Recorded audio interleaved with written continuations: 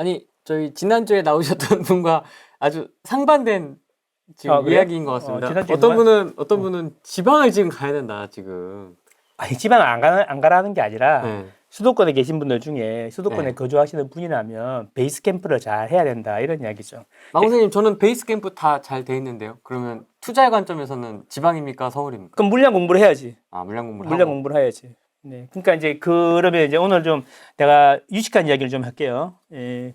그러면 선생님 대단지들은 A급지는 많이 올랐는데 노도가 언제 오릅니까? 네가 그렇게 추천했는데 이런 얘기. 그런 거잖아. 아, 그래요? 내가 옛날에 추천 많이 했거든. 노도가. 거기라도 하나 사라 빛내가지고 뭐 그런 얘기 많이 했거든요. 근데 거기는 언제 오를 거냐 이런 이야기인데 네. 위계라는 게 있죠. 위계. A가 올라야 B급지가 오르고 C급지가 오른다. 그런 거잖아요. 지금은 A급지만 오르고 있는 거죠. 그지? 그러면 이게 그러면 이제 그다음 B하고 C가 오르겠지. B는 가지 않을까요? 그렇지. 그러면 이제 이런 거죠. 자, 우리가 와인잔을 3단으로 이렇게 쌓았어요. 이렇게. 네. 자, 와인잔을 포도주를 이렇게 부으면 어디서부터 차요? 위에서부터. 위에서부터 차죠. 그다음에 2단. 2단, 3단. 이게 A, B, C야.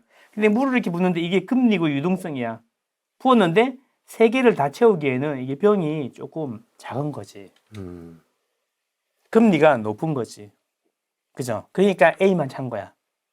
그 다음에 B, C 차겠는데 B가 차기에는 아직 금리가 너무 높다는 이야기를 하는 거죠. 한 명 더 따야 돼. 그렇지. 한 명 더 따야 돼. 근데 더 따야 되는데 그게 이제 금리가 2.5% 이하로 내려가면 따준대. 그래서 지금 A만 오르는 거야. 그러니까 어디가 올랐어? 그렇지. 니네 집은 안 올랐지. 니네 집은 B급지니까. 그런 거죠. 그래서 이게 망고쌤의 위계론이고 A, B, C 이론인데 네. 그러면 이런 얘기하면 그거 뭐 이렇게 동네 아저씨가 만든 거 아니에요? 왜 이렇게 얘기할 수 있잖아요. 그러니까 그거를 이제 사실은 캔틸런 효과라는 게 있어. 캔틸런 효과. 차 보면 해골 들고 있는 아저씨 있거든. 캔틸런. 미시시피 회사에서 투자해가지고 대박난 사람인데 그 인류 최초의 완벽한 경제학 논문을 쓴 사람이에요. 그 사람은 투자도 잘했어.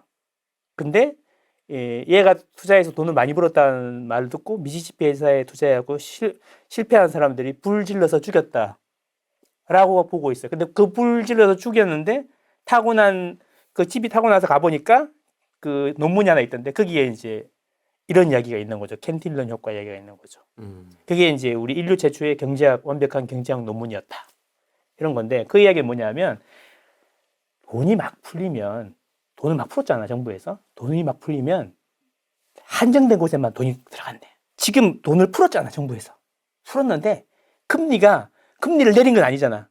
그러니까 시장금리만 내린 거잖아요. 금리는 기준금리가 있죠. 그 다음에 시장금리가 있죠. 그 다음에 상품금리가 있죠. 오이씨, 금리가 3개나 됐어? 잘 들어보세요. 기준금리는 알죠? 그죠? 시장금리는 뭐냐면 시장에서 거래되는 뭐 채권이라든가 이런 가격이 있잖아요. 근데 상품금리는 뭐냐면 대출금리라는 거지. 그 시장금리에다 플러스 알파 가상금리 해가지고 대출금리가 매겨지는 거 아니에요. 그러니까 채권금리가 뭐 3%인데 대출금리가 5%야. 그러면 시장금리는 3%인데 대출금리는 5%잖아요. 그렇죠? 그거를 정부가 기준금리는 안 내려가니까 따라서 이렇게 움직이는 거잖아요. 이렇게 같이 움직이는 건데 이거는 시장금리까지 안 내려오는데 가상금리를 확 죽여가지고 실제로 100bp라고 유식하게 얘기해야 되겠더라고. 100bp. 1%. 1% 떨어뜨려 놓은 거잖아. 그러니까 이제 그 병을 확 기울인 거지, 이렇게. 또또또또 이게 트는 거지, 이렇게 틀고 있는 거지, 이렇게. 틀고 있는 거지. 그래서 이제 다 틀고 나니까 이제 집값이 살짝 빠지는 거야. 그치? 왜냐하면 시장금리가 이제 눈치 보고 슬슬슬슬슬 올리고 있었거든. 슬슬슬 지금 시장금리가 올랐어요. 보실까요? 이게 이제 여기 변동금리야. 변동금리. 겁나게 올랐다가 겁나게 빠졌죠. 지나온 길입니까 이게 지금? 그렇죠. 잘 버텼습니다. 죽을 뻔했죠 여기서. 뒤진 줄 알았네 진짜. 예. 근데 고정금리는 보세요. 올라가다가 멈췄죠. 네. 요게 작년 12월 작년 12월인데 여기 12월 이후에 보면 얘가 먼저 내려왔단 말이에요. 네. 그렇죠. 어쨌든 내려가고 같이 내려왔잖아요. 집값도 똑같이 움직였잖아요, 이렇게. 그죠? 똑같이 움직였잖아요. 자, 이게 요거를 강제로 내려놓은 거예요. 기준금리가 안 내려갔는데 이만큼을 강제로 내린 거죠. 그렇죠. 강제로 내린 거. 이게 100bp 정도 된다는 거예요. 그래서 기준금리는 안 내리고 시장금리가 떨어지니까 집을 산 거지, 사람들이. 그치. 자, 근데 이제 이게 모든 ABC 잔을 다 채우기에는 부족한 거야. 제일 위에 것만 채우고 나니까 없는 거지. 그래서 이게 2%까지 내려가면은 병 하나 더 까는 거야, 이게. 그러면 B, C 이렇게 내려가겠죠. 근데 그게 이제 내년일 거라고 패드워치, 뭐 미국 전문가들이 이야기하는 거지. 전문가들이 얘기하는 거잖아. 네. 그 사람들 말이 유튜버들 말보다는 맞을 거 아니야. 비교할 대상은 아닌 것 같은데. 그러니까 이제 근데 그게 드라마틱하게 채권금리 올라간다 그러다가 드라마틱하게 지금 갑자기 내려간다는 이야기로 싹 바뀌었잖아요. 맞습니다. 물론 이게 우리 생각대로 쭉 내려가진 않을 거예요. 왠지 알아요? 왜요? 한 번쯤 출렁해줘야지 또 이렇게 개미 한번 틀어줘야 되니까.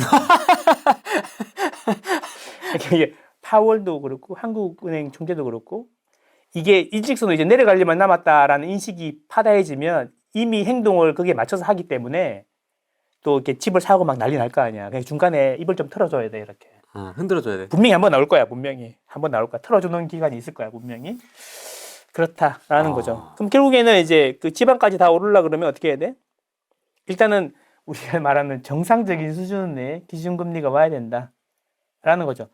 그게 그러면 몇 프로냐? 다 만들어놨어. 놀면 뭐해? 이런 거 하셨군요. 예, 이런 거 했습니다.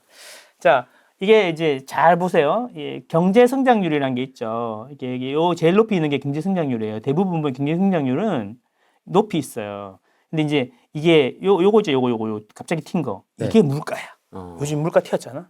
그러면 물가를 잡으려면 기준금리를 올려야 되죠. 그 뒤늦게 따라 올라간 거지. 미리 올렸어야 됐어. 근데 코로나 때문에 미리 못 올린 거지. 그렇지? 뒤늦게 올라가다 보니까 이제 좀 늦었지. 그래서 이제 요게 이제 기준금리라는 거죠. 그러면 보면 여기는 되게 비정상적인 세상이었어요. 여기는 보면은 기준금리보다 물가도 낮고 경제성장률도 낮았죠. 근데 우리는 이게 정상이라 생각한 거지. 너무 좋잖아. 기준금리 낮으니까 막 사면 오르고. 아니 어떤 새끼가 입주물량이 있으면 집이 떨어진다고 그랬어. 막 이러면서 동탄 봐라. 떡상하고 있구만. 송도는 와 대박. 막 아니 뭐 입주물량 뭐 아무 상관없네. 아파텔도 올라. 뭐 다 올라. 계집도 올라. 막 이러면서 네. 와 제주도 가면 생수기 있다는데 살까요? 그런 거죠. 그런 거죠. 이게 우리가 너무 이게 정상적이라 생각하는데 너무 비정상적이야. 너무 낮은 것도 비정상이에요. 네. 너무 이게 그러다 보니까 갑자기 또 너무 높은 걸로 또 올라가잖아요. 이건 기저효과긴 한데 올라가잖아요. 그러니까 우리는 1년 동안에 정상과 비정상을 정상보다는 비정상 시기가 훨씬 많았던 거지. 보통 시간에. 10년이면 8년은 정상이고 2년은 비정상이거든요. 근데 이제 그런 거죠. 그래서 이제 온탕 냉탕 중탕이 없어. 미지근한 게 없고 온탕 냉탕으로 갑자기 하니까 그런 건데 어쨌든 중요한 거는 이제 그러면 경제 성장률보다는 기준금리가 낮아야 된다는 게 경제 성장률이 5%고 기준금리가 3%면 경제 성장률이라는 게 작년 100만 원 벌었는데 올해 105만 원 번다는 거잖아. 그럼 5만 원 벌어서 3만 원 내면 되잖아. 살 수 있잖아요. 그래서 기준금리는 경제 성장률보다 낮은 게 좋죠. 예를 들면 그리고 대부분의 경우에 그래 왔어요. 볼까요? 이게 이제 경제 성장률이라면서요. 네. 그러니까 우리 2010년 이거 보세요. 10년 그 집값이 빠졌던 때 보면은 자 여기 보면은 이게 원래는 이제 기준금리보다 물가가 더 높잖아. 좋아 안 좋아? 안 좋잖아요. 그러니까 금리를 올리잖아요. 봐봐. 금리를 올리잖아요. 그리고 이제 이게 보면은 이렇게 된다는 거죠. 2013년대 보면은 그때부터 경제 성장률, 기준금리, 물가가 정배열이 되는 거예요. 여기서 정배열이에요. 잠깐 비틀리긴 했지만 정배열이 된단 말이야. 이 기간 동안에 계속 올랐어. 그렇죠? 수급에 따라서 계속 올랐단 말이야. 그러니까 물가가 정상이 되면 수급으로 가는 게 맞아. 그렇게 설명해야 되는 거죠. 금리가 정상 구간일 때는 수급으로 설명하는 게 맞고, 금리가 비정상 구간일 때는 금리로 설명해야 되는 건데 자꾸 양쪽 다 한쪽만 가지고 설명을 하려 그러니까 욕을 먹는 거지. 빈틈이 생기는 거잖아. 요걸 보니까 좀 이해가 됩니다. 여기 그쵸? 지금 여기가 거의 바닥에서 이제 올라오는 그렇지. 서울 시기잖아요. 서울이. 그렇죠. 이걸 딱 보니까 이게 정배열이라고 하면 이 상태는 이제 공급의 시간이었던 거죠. 그렇죠. 이 공급의 논리를 그러니까 이제 우리는 2010년대의 논리는 공급이 적으면 집값이 올라가는 거야. 어떻게 올라가? 전세가 매매를 밀어 올리잖아. 막 이렇게 얘기하는 거죠. 근데 그게 이제 너무 익숙했는데 지금은 그게 아니잖아. 너무 높거나 너무 낮잖아요, 지금. 그죠? 방향성도 확실히 안 잡혔어요. 지금. 어. 막 제각각이 막 따로 놀아. 그러니까 이제 그래서 이제 제 얘기는 지금은 금리로 설명해야지 공급으로 설명하면 안 돼. 2020년 3월부터 돈을 풀었어요.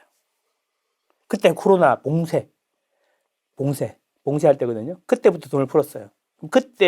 그래서 그때부터 이상하게 된 거야. 꼬이기 시작한 거야.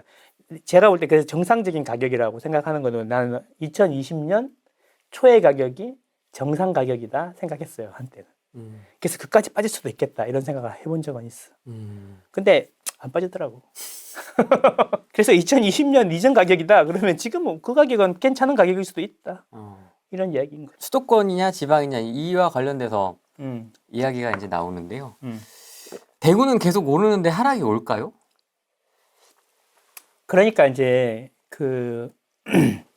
제가 말씀드린 논리로 이야기하면 지금 반등하는 거는 전부 다 시장 금리를 1포인트 내렸기 때문에 그렇다. 강제로. 그게 이제 1포인트 내린 것만큼 반등을 한 거지. 그죠? 거의 20% 가까이. 전세자금 대출 같은 경우는 5% 초반에서 4% 초반으로 내려왔거든요. 그래서 전세 반등이 더 센 거야. 앞으로 더 세질 거야. 매매는 빨리 올라가는, 전세 따라 올라가는 속도가 그래서 빨라질 거예요.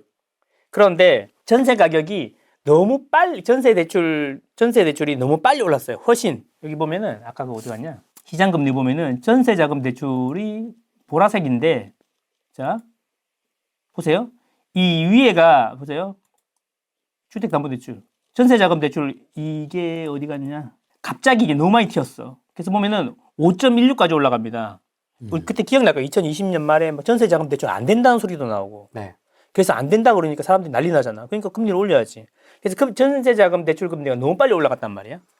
몇 프로가 올라갔냐면 전세자금 대출 금리가 거의 80% 이상 올랐어. 이자가 80% 이상 올랐단 말이야. 그러면 가격이 거의 40%까지 빠졌는 게 맞지. 전세가. 그러니까 10억을 빌리는데 예를 들어서 내가 전세자금 대출 이자를 100만 원을 냈는데 이제 180만 원을 내라 그러네. 그러면 이제 재계약을 할 수 있어요, 없어요? 없죠. 그럼 어떻게 해요? 월세를 똑같은 100만 원에서 180만 원인데 100만 원짜리 월세를 찾는 거죠. 월세 가격은 탄력적이지 않거든. 그래서 월세를 찾다 보니까 월세 계약은 늘어나고 전세 계약은 찾는 사람이 없으니까 가격이 내려가야 되는데 문제는 뭐냐면 전세를 놓은 사람들이 투자자잖아. 투자자인데 전세를 10억짜리를 8억 전세 샀단 말이에요. 그러면 돈이 있어 없어?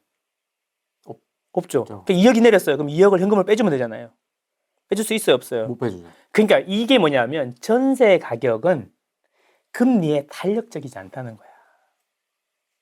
탄력적이지 않아. 전세가 2억 빠졌다고 내가 현금을 2억을 바로 빼줄 수 있는 상황이 아니라는 거죠. 왜냐하면 갭 투자를 해놨으니까. 그죠? 물론 안 그런 사람이 훨씬 많지만 그렇다는 거지. 그러면 이제 무슨 이야기냐면 금리가 갑자기 올랐잖아요. 그죠? 그러니까 이거에 순간 몇 달 사이에 그렇게 올라버리니까 미리 대처가 안 돼 있었던 거지. 대처가 안 돼 있어. 그럼 어떻게? 팔아요. 아니지. 전세를 일단 내놔야지. 네. 내놨는데 전세가 안 나가. 나는 8억을 받아야 되는데 계속 6억 이야기해. 7억까지 어떻게 되겠는데 안 되겠어. 그럼 어떻게 팔아야죠. 그래서 이제 시장에 물어봤죠. 부동산한테. 얼마? 나 이거 시세가 지금 뭐 12억인데 12억인데 내가 팔게요. 그러면 사장님 제가 물건은 받아 놓는데 쉽지 않을 건데요. 그럼 얼마 내놔야 돼요? 그거는 사실은 12억인데 9억을 이야기하고 싶지만 부동산 소장님 입장에서 9억을 이야기하면 그 사람이 다시는 물건 안 내놓을 거 아니야. 그러니까 네가 먼저 말해 보실래요? 라고 이야기하는 거야. 그래서 떨어지면 네가 먼저 말해 보세요라고 해요. 왜? 부동산 소장님이 갑이거든. 그래서 10억에 내놓을게요 그러면 했는데 그러면 내놓기는 할게요 했는데 전화가 한 통도 안 오는 거지. 그럼 이제 만기인데 두 달 뒤에 쫄려. 한 달 동안 한 번도 안 와. 그래서 왜 전화가 안 오죠? 내놨는데 막 근데 큰 소리 칠 때가 아닌데 큰 소리 친단 말이야. 그럼 소장님이 아니 바보냐? 9억에 지금 내놔야지. 실거래도 안 보냐? 10억이니까 안 오지. 그래서 어떻게 해야 돼요? 그러니까 8억 7천에 계산 얼마 전에 계약되긴 했어요. 에? 근데 이제 자꾸 쫄리잖아. 그러니까 어떻게 해? 8억 7천에 파는 거죠. 그래서 이제 폭탄 썸네일에 폭탄 팍 터지면서 뭐 전국에서 50% 빠진 아파트 속출 막 이러면서 막 나오니까 다 쫄리잖아. 그렇게 해서 근데 문제는 뭐냐면 12억을 8억 7천에 팔았는데 그게 이제 금매 시세인데 보통의 경우에는 그게 하나가 그래야 되면 다시 올라가거든. 근데 그런 사람들이 줄줄이잖아. 계속 나오는 거야. 금매가 금매를 부르는 거지. 그게 시세가 돼버리는 거죠. 그게 주식하고 똑같잖아. 반대 매매가 더 떨어뜨리고 이런 것처럼 반대 매매하고 똑같은 원리가 작동이 된 거죠. 이게 바로 떡락의 메커니즘이에요. 시세가 많이 떨어졌는데 그러면 부동산은 안 팔면 되거든요. 내가 갑일 때는 매도자가 갑일 때는 안 팔면 돼. 버티면 되거든요. 근데 버틸 수 없는 역전세라는 게 갑자기 온 거야. 그래서 역전세 때문에 내려갔는데 역전세는 사실 알고 보면 전세자금 대출금리가 급등했기 때문인 거예요. 그래서 요거는 금리가 너무 낮다가 너무 높아지면서 생긴 일인 거야. 비정상적으로 가면서. 근데 전세자금 대출금리가 지금 100bp 빠졌잖아요. 그러니까 전세가 반등을 하는 거죠, 다시. 서서히. 왜 서서히 반등하냐? 집세는 매매는 실시간 반영되지만 집세는 계약 단위가 있잖아. 그렇죠. 그러니까 천천히 반영되는 거죠. 미국도 보면은 물가지수 할 때 30%가 그 집세잖아요, 집세. 근데 그거는 서서히 반영되잖아. 그런 거 똑같은 거야. 그래서 지금 이 내리네 오르네 말은 되게 많은데 제 생각은 지금은 금리가 되게 높다가 100bp, 그러니까 1% 떨어지면서 새로운 균형점을 찾은 상태인 거지. 뭐 이게 다시 데드캣 바운스니 아니면 다시 올라갈 거니 이런 이야기보다는 새로운 균형점을 찾은 상태라는 거죠. 지금의 이 조용함은 그렇죠. 그래서 근데 지금 떨어진다는 이야기는 뭐예요? 그러면 떨어진다는 이야기는 뭐냐면 여기가 지금 오르고 있잖아. 그때가 방향성이. 대출 금리가 보면은 언제부터 올랐어요? 이게 5월 이후부터 올랐잖아요. 그러니까 결국에는 뭐냐면 대출 금리가 지금 조금씩 오르고 있으니까 그래서 매수가 주춤한 거야. 돈이 있으면 집을 사겠지. 돈은 근데 어디 있어? 은행에 있었고 있고 있을 것이죠. 나한테는 없죠, 돈은. 그렇죠. 그러니까 은행에서 돈을 빼오려 그러는데 돈을 더 내놓으래. 그러면 좀 더 있다 사야 되겠다. 유튜브 보니까 뭐 교수가 30% 폭락한다는데, 네. 물갈이 싹 된다는데, 윗전세로 떡락한다는데, 좀만 기다리면 된다는데, 그러면 안 사지. 그죠? 그렇게 되는 거죠. 그래서 이제 내년에 금리가 내려가게 되면 전세는 이제 무섭게 오를 거예요. 왜냐하면 입주 물량도 없는데 금리도 내려가면 전세가 무섭게 오르겠죠. 그렇죠? 물갈이 된다고 했군요. 표현을. 야, 진짜 물갈이 된다는 사람도 있고 뭐 무시무시하다 표현이. 조금만 기다려라. 빠르면 올겨울, 늦으면 내년 초에 내려간다. 3개월 전에. 지금 빠르면 내년 초, 늦으면 내년 여름에 내려간다. 반드시. 뭐 이런 이야기 했는데 어떡하냐? 이제 금리가 내려간다 그래 버리는. 금리가 내려간다네. 큰일 났네. 뭐라 그러는지 계속 박치하면서 봐야죠. 블로그에다가. 그런 거 잘하잖아. 박치 계속 해놔. 알았지?